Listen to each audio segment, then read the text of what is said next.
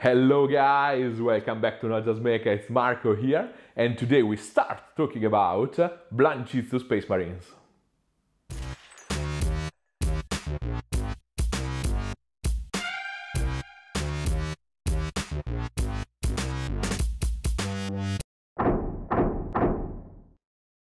Try to imagine the situation, 10 PM, alone at home, when suddenly something like this starts happening in your head.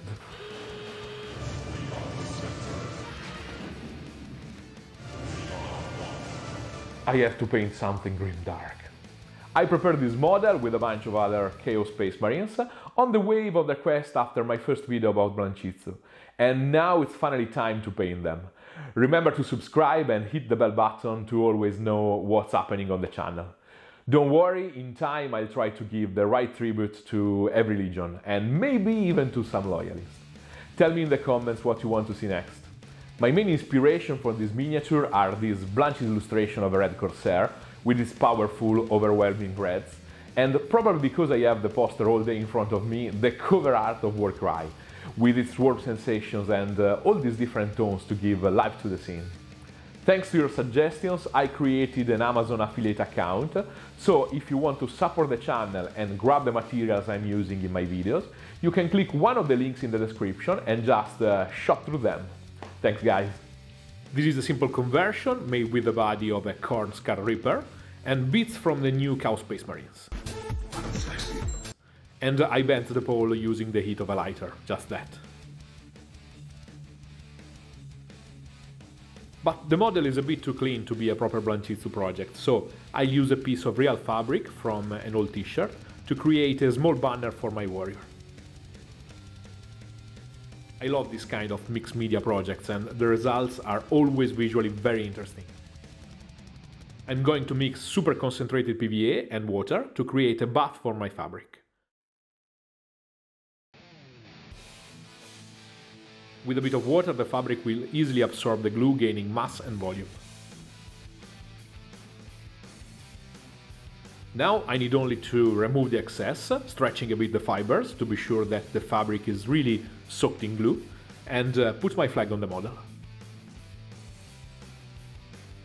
I use a painting handle and a cap to put the model in a position in which gravity will automatically give the perfect pose to the banner. You can use an air dryer to speed up the process, but thanks to the high concentration of the PVA, the wait will not be so long. After 15 minutes, I can already move the model to apply another trick. This time I use my mix of alcohol and water, take a look to this link to know what is main use in my studio, to mix another little batch of glue. Alcohol evaporates really quickly, especially compared to water, so you can use it to dilute everything is water-based. Yes, also paints, if you need some extra speed in the drying times. Then I add fine sand to the mix. I use this mixture to add new textures to flat areas, adding movement and visual interest to all the armor plates that now are too clean and perfect to belong to a guy like this one.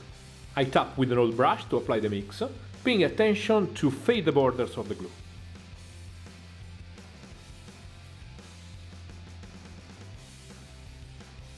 The flag is still drying, and these give me the chance to alter and adjust the pose. I can also add new physical weathering and new cuts, and now thanks to its consistency, it's a super easy and controlled process. In few minutes, also my rust texture is completely dry and ready to be primed. Time for a quick coat of Molotov Black to seal everything. Followed by a simple zenithal light with titanium white ink. You know the drill. Even if the plan is to paint a very dark model, I still want a good amount of white, because I'm going to create my strong shadows using colors and interesting tones. Last week we talked about color theory, so I think that even in a fast and dirty project like this one, we can use a bit of that knowledge to enhance the general quality of the model, and to see how to move from theory to practice. The plan here is to use a simple equidistant triad, with reds as my dominant tones, green as support and first level of chromatic contrast, and I'll use a bluish metal as my accent. If you don't know what I'm talking about, take a look to the link up here. I'll mix roughly 60% of tallow green and 40% turquoise to create the tone for my shadows, and I'll use it on the whole model. As always, I move the model to catch every detail with the right angle, letting the sculpt to do all the work. Then I apply a coat of yellow as foundation for all the parts that I want to be red. We are working with transparencies here, and every color is heavily influenced by the underpainting. But reds in particular need to be supported by a saturated tone, able to guide them on a precise direction of the spectrum, in this case towards the orange. I need to be careful here and avoid hitting the shadows, because I want to keep them cold in their pure green tone. Also, I'm trying to avoid being too heavy in the upper parts, giving extra layers only in the middle part of the model. This way I'm reinforcing the progression of values from shadows to light. Yellow also blends the overspray of the bluish-green shadows to warmer tones, easier to merge with the red. I know it's ugly now, and it will be ugly for a couple of more steps, but have faith and stay with me. This is also the reason why I don't publish a lot of work in progress. Okay, time to fix this mess with a coat of red, gently covering everything except for the deepest shadows.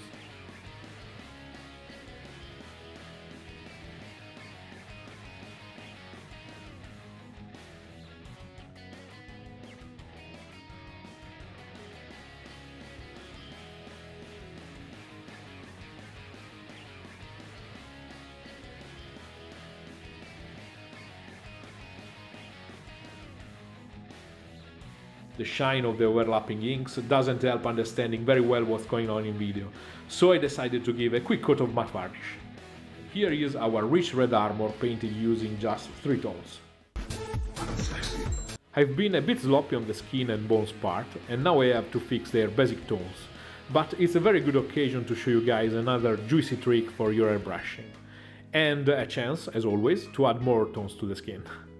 The best way to quickly mask your models is using silly putty, or brain putty, therapy putty. It can have a lot of names, but it's always the same stuff. Don't buy the expensive model shop version, it's really the same stuff but more expensive, and never use blue tack for this job. It's meant to be a strong adhesive and it will ruin your paint jobs. The only downside of silly putty is that, being a non-Newtonian fluid, it acts like a viscous liquid over a long time, dripping down slowly from its original position, so you have to spray quickly if you need a precise masking.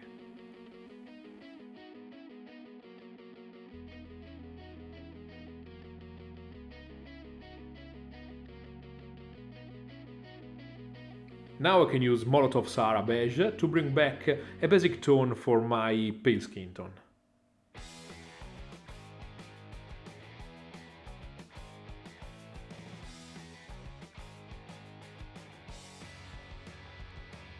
Taking off masking is always oddly satisfying.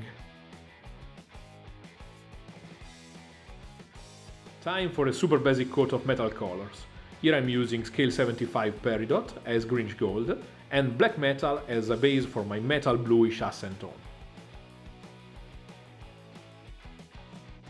On the base I use a mix of the two tones with an heavy wetty dry brush.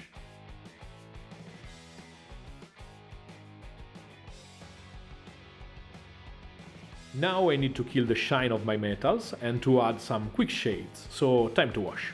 Here's something that a lot of people still find strange: mixing washes.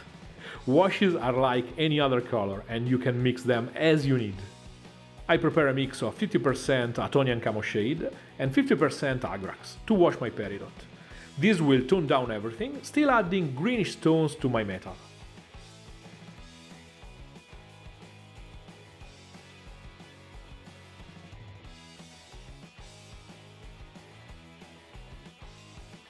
Similar process for the second wash, a mix of Nuln Oil as base, Bieltan Green and Drakenhof Nightshade. This mix will give a deep green shadow to my silver parts, keeping everything coherent with the rest of the model, while boosting the bluish sensation coming from the dark silver.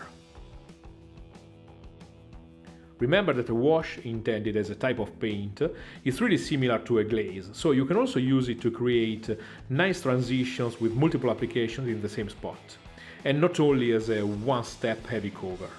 Here I'm insisting in a couple of spots to create deeper progressive shadows.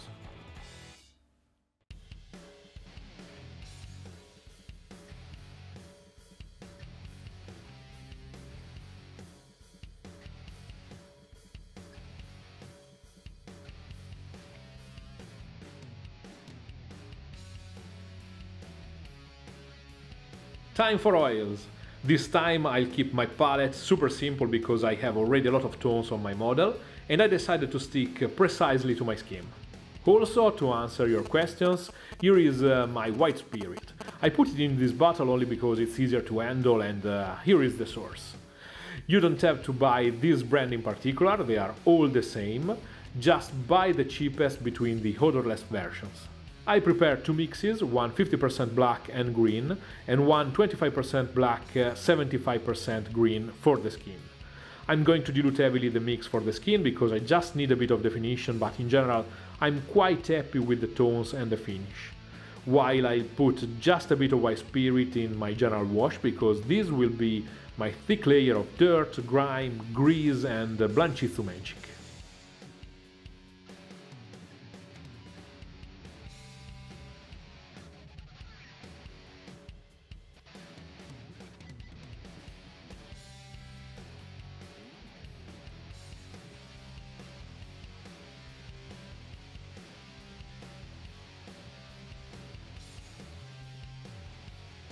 You can start cleaning as soon as the external surface seems dry. I use again the 2 steps cleaning, not really because I need to control lights and shadows, but this time because I want to leave a lot of stuff on the model. So better be careful and clean first without using white spirit.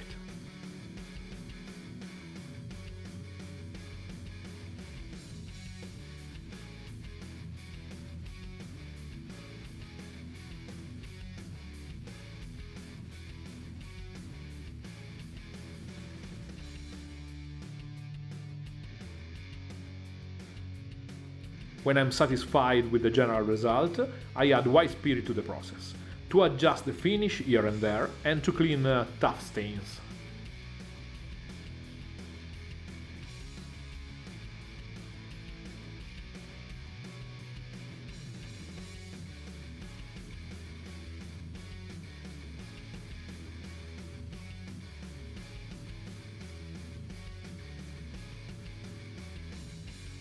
To reach difficult spots, I use a small brush. It's also useful to add textures and physical movement and direction to the grime, just brushing down some excess of oil paint and creating easily stripes of dripping old dirt.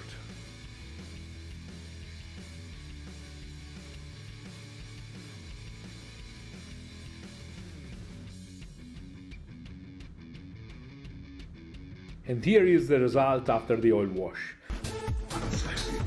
We have volumes, tones and some dark definition, but I feel it still needs some extra textures and better highlights. So, also to answer to a very common question, yes, we can go back to acrylics. And since the video about color theory is out, I can start using on the channel my all-time favorite colors, or better, my dreams made bottles of paint. Kimera Kolors. I plan to dedicate a video to these amazing colors, so I'll not talk too much about how much I love them, for now. I'll say only that if you like to mix and properly play with your paints, this is what you're looking for. 14 hyperpigmented colors to create all the others. I'll use red, orange, warm yellow, tallow green and white for all the needs of this model. First I need to create something similar to my skin tone. Simple. It's a light greenish grey, so I mixed phthalo green, yellow to push the tone more on the yellow-green spectrum, white and a pinch of red to turn it into a grey. Remember the rules of the complementary? No black pigment involved. With this I start painting my textures and highlights on the skin and the sword. I'm using only the tip of the brush to create microscopic dots and lines that will give a lot of life to the surface while pushing my definition and highlights.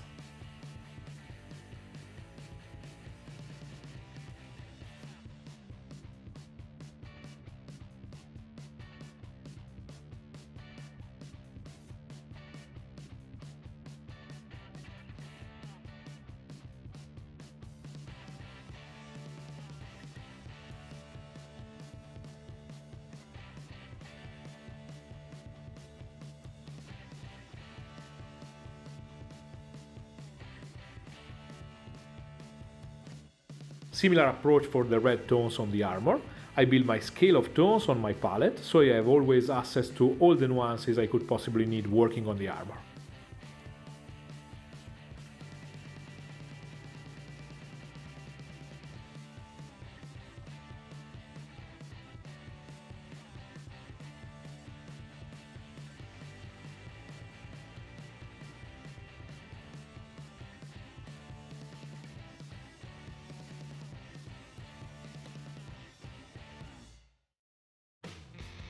I added some yellow in my skin mix to create a new tone for the skulls.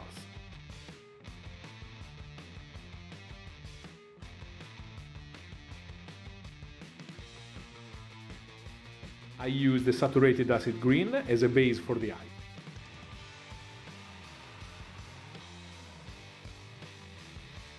And I mixed the brown to highlight the leather straps with the red, green and yellow.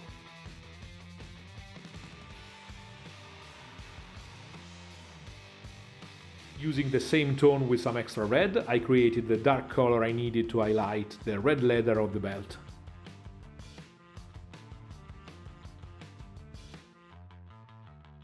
Time for a quick highlight of the metal parts using the original colors.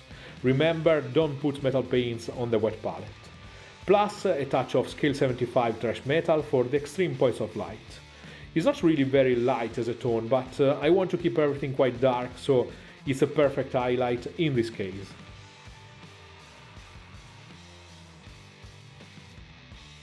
Oh, and I forgot to paint some mysterious rune on the banner.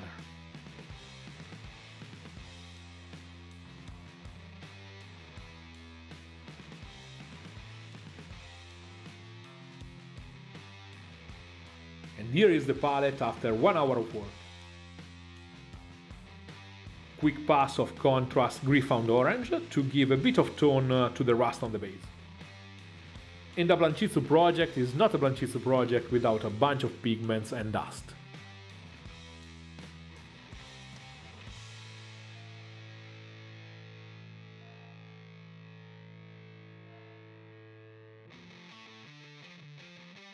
I use white spirit to blend the powders and give them a first smile fixed to the model.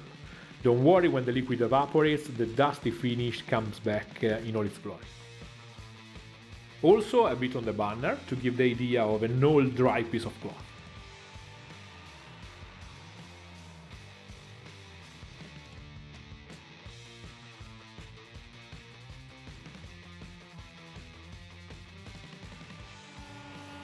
Best tool ever.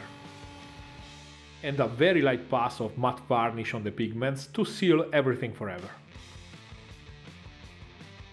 It's almost 1 AM, but I can't stop. It's a pathology. I can't leave a Khorne warrior without a single drop of blood. Here are my ingredients for some simple blood drippings. Some people use this stuff to make this effect, but I don't like it. It takes ages to dry and is not really solid in the long term, especially for gaming. So I use 5 minus epoxy for the same purpose. It's incredibly strong and, as advertised by its name, it takes only 5 minutes to dry. Place your armature or fishing wire with a little drop of superglue.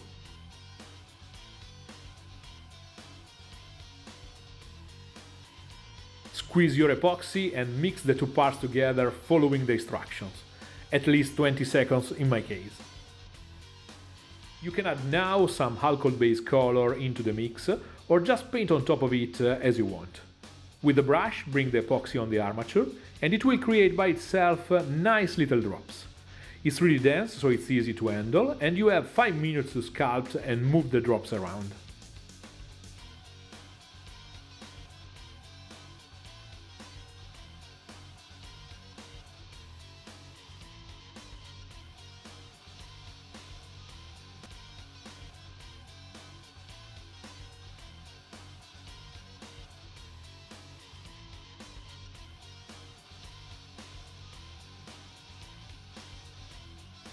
At the end, you can clean your brush with methylated spirit. And now it's just a matter of painting the effect with some glossy, transparent paint like Tamiya Clear.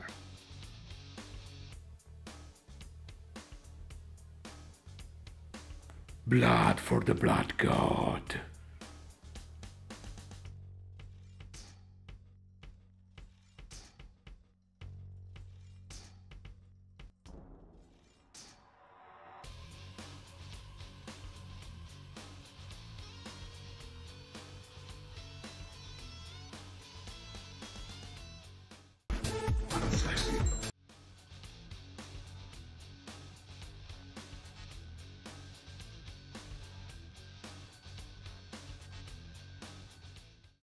If you like this video, give it a like and subscribe. You can always ask me anything down below with a comment, and you can follow my projects during the week using one of my socials. See you next week, guys.